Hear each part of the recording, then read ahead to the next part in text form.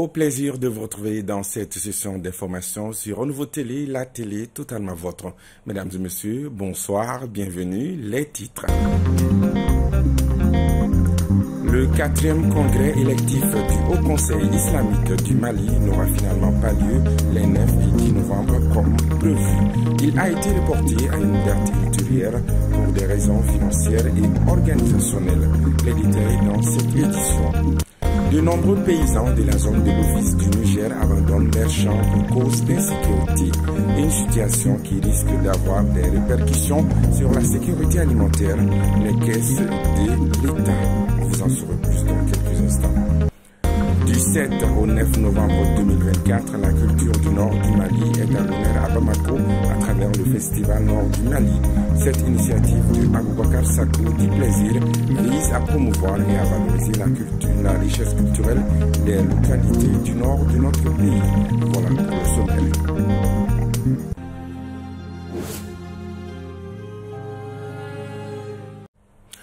Bonsoir, une fois de plus et bienvenue dans ce journal. Ce vendredi 8 novembre 2024 a eu lieu une rencontre de partage des résultats de l'évaluation de la situation de l'eau, l'hygiène et l'assainissement dans des établissements de santé au Mali et la feuille de route de mise à niveau des services Watch dans des établissements de santé au Mali. Organisé par le ministère de la Santé et du Développement social en partenariat avec l'ONG internationale WaterAid, des actions concrètes seront proposées pour combler les lacunes observées. Compte rendu Assitan Diallo, Mantala Ouattara. Partager les résultats de l'évaluation de la situation de l'eau, l'hygiène et l'assainissement EHA dans les établissements de santé et la feuille de route de mise à niveau des services EHA dans les établissements de santé au Mali. Tel est l'objectif de cette rencontre. La situation dans les centres de santé, c'est quelque chose qui est fondamental par rapport à l'eau, l'hygiène et l'assainissement. Et un élément important qu'on va dire qui est à la base, c'est la disponibilité des données. Sans données, on ne peut rien faire. En tout cas, on peut faire dans les désordres, si je peux m'exprimer ainsi. Et avec cette étude, ça nous permet d'avoir la situation de référence dans les centres de santé en matière d'eau, d'hygiène et d'assainissement.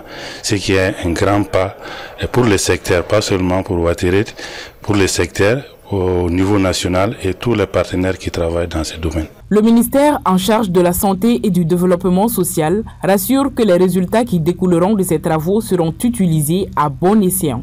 L'hygiène est, si vous voulez, les premiers critères de la qualité quand même d'un service en matière de santé.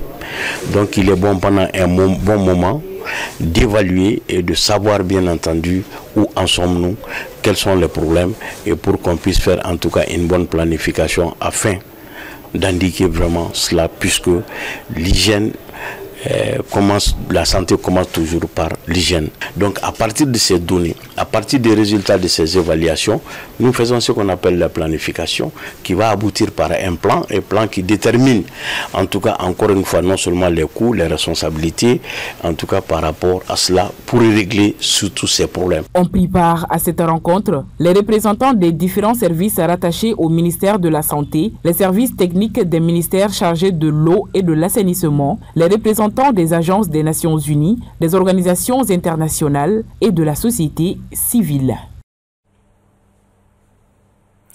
La Fondation Amadou Toumani Touré pour l'enfance a organisé hier jeudi une remise de dons de vivres et de biens non alimentaires. Ce geste humanitaire s'inscrit dans le cadre de la commémoration du 4e anniversaire du décès du président Amadou Toumani Touré.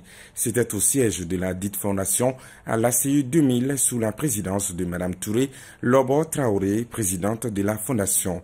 La valeur totale de ce don s'élève à 38 millions de francs CFA. Amadou Diarra. Cette opération a inclus la distribution des vivres, d'équipements médicaux, des kits scolaires ainsi que des machines à coudre, parmi d'autres biens. Ces dons de la Fondation Amadou Toumani Touré pour l'enfance visent à améliorer la condition de vie des couches les plus vulnérables. La valeur de ces dons s'élève au montant de 38 543 000 francs CFA. Ce don est réparti comme suit. La pouponnière, lait en poudre 100 cartons, riz 2 tonnes et demi, soit 50 sacs, association de petite taille, cher Kadi, c'est votre part, machine à coudre 25, riz 1 tonne et demi, 30 sacs, 8e bénéficiaire, le centre hospitalier Mère Enfant le Luxembourg, lait pour la néonatologie 44 cartons, lit d'hospitalisation 9, 20, déambulateur 30. Selon Mme Touré Lobotraoulé, la mémoire de ces grands hommes continue d'impacter chacun d'entre nous. Pour le président, chaque enfant mérite de grandir dans l'amour et la dignité. Cet esprit humaniste guide toutes nos actions dans la gestion de ce noble héritage. Les bénéficiaires des dons ont exprimé leur gratitude et salué cette initiative de la Fondation à sa juste valeur. Elle a payé les frais de mon opération qui coûtait jusqu'à 25 millions. Mes parents n'avaient pas les moyens. Si ce n'était pas elle, j'allais être siquée. Tout est aujourd'hui. Je n'ai pas de mots. Le gouvernement du Mali, par l'intermédiaire du ministère de la Promotion de la Femme, de l'Enfant et de la Famille, a renouvelé son engagement à soutenir toutes les initiatives visant à améliorer le bien-être des femmes, des enfants et des familles. Pour terminer, je voudrais encourager chacun de nous ici présents à continuer à soutenir ces actions, à travailler main dans la main pour la construction d'un avenir meilleur pour nos enfants, nos femmes et nos communautés. La Fondation Amadou Toumani Touré pour l'enfance s'engage à poursuivre cette œuvre humanitaire au profit des populations les plus vulnérables. Comme l'affirmait Amadou Toumani Touré, la qualité d'une communauté humaine se mesure à la façon dont elle prend soin des groupes les plus vulnérables. Religion initialement prévue pour les 9 et 10 novembre 2024 à Bamako, le 4e congrès électif du Haut Conseil islamique du Mali a été reporté à une date ultérieure. Des sources concordantes rapprochées peinent à donner les raisons qui ont motivé ce énième report, mais certaines indiscrétions évoquent essentiellement des raisons financières et organisationnelles. Keita Gabriel. Selon une source proche du candidat du Rassemblement des musulmans pour l'Union et la paix, Cheikh Sophie Bilali Diallo, le report du 4e congrès serait d'ordre financier. Par ailleurs, lors de la conférence de clôture du Mauloud, le président sortant du Haut Conseil islamique du Mali, Chérif Ousmane Madan Aidara, avait évoqué les difficultés financières auxquelles le Haut Conseil est confronté. Outre les difficultés financières, le Haut Conseil islamique du Mali est sécurisé par des tensions internes. La preuve, le candidat du RMUP à l'origine des contestations dénonce un certain manquement lié à l'organisation du congrès du Haut Conseil islamique du Mali. Il demande l'abrogation de la décision de nomination des membres de la commission d'organisation du congrès du Haut Conseil islamique du Mali, qu'il juge proche à l'actuel président sortant Chérif Ousmane Madan Aidara, candidat à sa propre succession. Il exige également la publication du bilan financier du bureau sortant avant l'organisation du congrès. Nous demandons au président du Haut Conseil islamique du Mali la dissolution urgente et la reconstitution d'une nouvelle commission crédible avec la participation effective des membres du Rassemblement des musulmans pour l'Union et la paix, avait insisté le candidat du RMUP dans un communiqué publié en octobre dernier. Ces contestations du candidat du RMUP, Cheikh Sophie Bilali Diallo, ont-elles eu raison de l'organisation du 4e congrès du Haut Conseil islamique du Mali? Dans une correspondance adressée au gouverneur, préfet et sous-préfet, le directeur général de l'administration du territoire suspend les activités de la Fédération nationale des orpailleurs du Mali avec effet immédiat sur toute l'étendue du territoire national. Motif évoqué, raquette sur les sites miniers en violation des textes. Explication, Emma Fifame Nounao. Le directeur général de l'administration du territoire, Abdou Salam Djebkile, accuse la Fédération nationale des orpailleurs du Mali de s'adonner à des pratiques contraires aux dispositions de la loi numéro 4-038 du 5 août 2024, modifiée relative aux associations. Il dénonce que la Fédération nationale des orpailleurs du Mali se substitue aux acteurs reconnus dans le secteur minier et procède à du racket sur les sites miniers en violation des textes en la matière. Le directeur général de l'administration du territoire conclut qu'au regard des troubles à l'ordre public que pourraient causer ces agissements, je vous demande de faire suspendre avec effet immédiat toutes les activités de la Fédération nationale des orpailleurs du Mali à vos niveaux respectifs jusqu'à nouvel ordre et me rendre compte. Dans les zones de l'Office du Niger, à Massina, Kolongo, Kolongo-Tomo, Bolibana, Molodo ou encore Nyono, plusieurs paysans désertent leurs champs, craignant pour leur sécurité. Si cette tendance se poursuit, des milliers d'hectares ne seront plus exploités et les perspectives plus qu'incertaines pour le paiement régulier de la redevance eau et la productivité. Bakari Msidibé. L'insécurité dans la région de Ségou pourrait rendre difficile la tâche de l'Office du Niger, notamment en termes de production que de recettes. En effet, des sources paysannes, les localités telles que Massina, Kolongo, Kolongo-Tomo, Bolibana, Molodo ou Nyono, des paysans désertent les champs et maisons à cause de l'insécurité. De nombreux chefs de famille et leurs enfants ne vont plus aux champs et ont trouvé refuge à Ségou, voire Bamako. Ainsi, la non-exploitation des milliers d'hectares risque d'impacter négativement la sécurité alimentaire du pays, en plus du manque à gagner pour l'État par rapport aux recettes de la redevance eau. Alors que l'Office fournit d'ores et déjà de gros efforts supplémentaires pour juguler les effets de la crise sécuritaire sur les exploitants. Par exemple, en 2021, à cause de l'insécurité, l'administration avait renoncé à la redevance eau dans certaines zones d'insécurité de Nyono. Cela a coûté pas moins de 300 millions de nos francs pour soulager quelques 2000 familles exploitantes. Malgré un tableau peu reluisant de la situation, les prévisions de l'Office du Niger en termes de production pour la campagne agricole 2024-2025 incitent à l'optimisme si les dispositions sécuritaires étaient davantage renforcées. Ainsi, pour le riz, PADI, la production ex-Comté est de 907 284 063 tonnes avec un rendement moyen de 6,38 tonnes par hectare. La production en maraîchage expirée est de 451 852,98 tonnes et de 133 931,04 tonnes pour ce qui concerne les produits de diversification.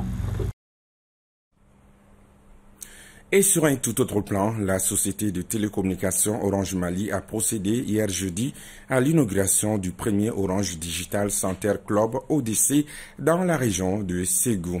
Premier du genre dans une capitale régionale après celle de Bamako, ce ODC ambitionne de former et accompagner les jeunes étudiants et les jeunes diplômés dans leur vie professionnelle en leur offrant de meilleurs outils et de meilleurs usages de nouvelles technologies numériques. C'était sous la présidence du ministre de l'Enseignement supérieur et de la Recherche scientifique, professeur Bourima Kansaï. Oumar Koïta.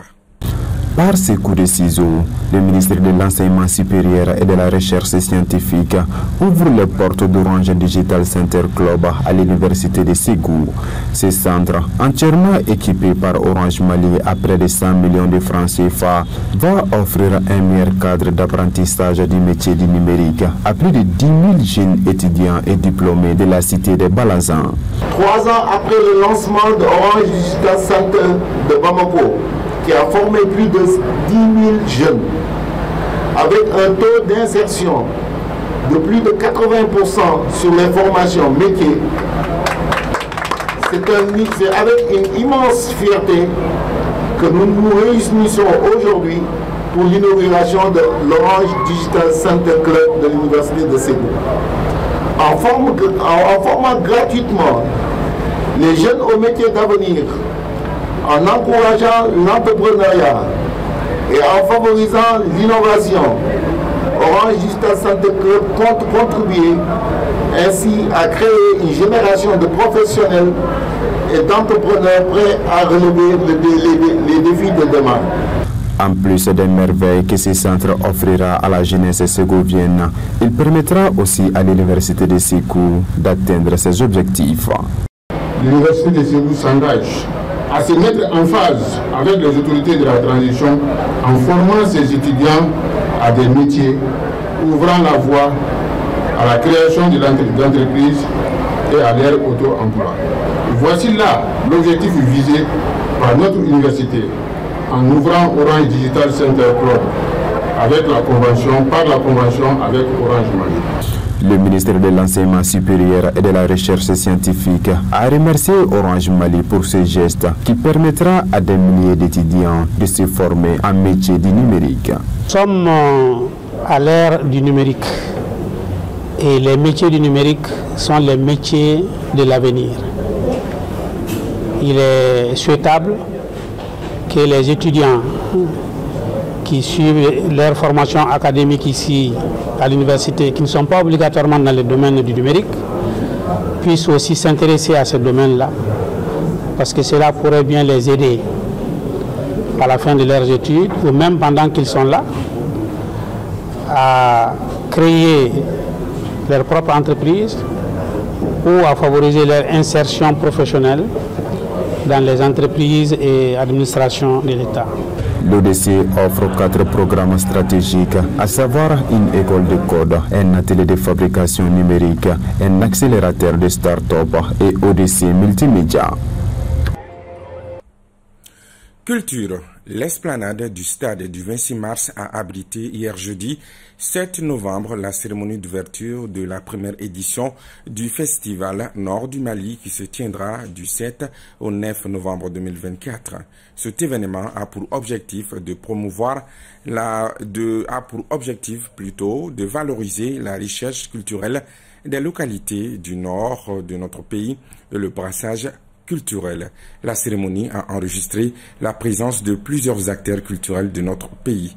Alamako Djibate, Zakaria Omar Keita pour le compte-rendu. Initié par Aboubakar Sako du Plaisir, cet événement dénommé Festival Nord du Mali vise, au-delà de mettre en avant la richesse de la culture des régions nord du Mali, à sensibiliser les festivaliers sur la situation des femmes dans le Sahel. Chers invités, chers visiteurs, du 7 au 9 novembre, nous allons découvrir une composante non des moindres du riche patrimoine culturel du Mali, des savoir-faire des talentueux artistes et artisans du berceau de l'Empire Songhai. Nous allons ensemble célébrer et magnifier notre culture. Nous allons pendant 3 jours vivre un moment inoubliable, Inch'Allah. Les organisateurs de ce festival ont juré de mettre l'art au service de l'art et de mettre à votre disposition les plus beaux plats de la merveilleuse cuisine du nord du Mali. Cette cérémonie d'ouverture qui a vu la mobilisation des représentants des différentes aires culturelles du Mali aux côtés de celles du Nord a été une occasion de saluer l'initiative et encourager les organisateurs de ce festival. Je voudrais leur dire le début de toute chose est difficile, de ne pas du tout se décourager, de commencer cette œuvre. Et l'année prochaine, ce sera encore mieux organisé et il y aura encore beaucoup plus de monde pour découvrir les réalités du Nord. Certes, nous tenons ce festival ici à Bamako, comme vous l'avez dit, c'est pour partager nos expériences culturelles avec nos frères du Sud. Au Mali, il y a plusieurs festivals. Nous prions le bon Dieu pour que la paix tant recherchée dans notre pays puisse revenir afin que tous ces festivals puissent avoir un jour ensemble le festival du Mali, pourquoi pas sur les îles de Tombouctou, de Gao, de Kidal ou de Terdeni. Je tiens à exprimer notre profonde gratitude aux organisateurs pour cette marque de considération. Je tiens à féliciter nos jeunes frères et sœurs, Soraï, Tamashek et autres, pour avoir perpétué le sacré Sinangouya, la parenté à plaisanterie, apportant ainsi une touche unique et spéciale à ce festival, je dirais, malien. Cette cérémonie d'ouverture a pris fin par la poésie, la prestation de Dina Dogon, invité d'honneur de cette édition, et des artistes du nord du Mali. vivement la deuxième édition. Fin donc de ce journal. Merci à vous de l'avoir suivi avec attention. Avancer, c'est mourir. Reculer, c'est mourir. Alors, mieux vaut reculer et mourir. Proverbe africain. Bonsoir.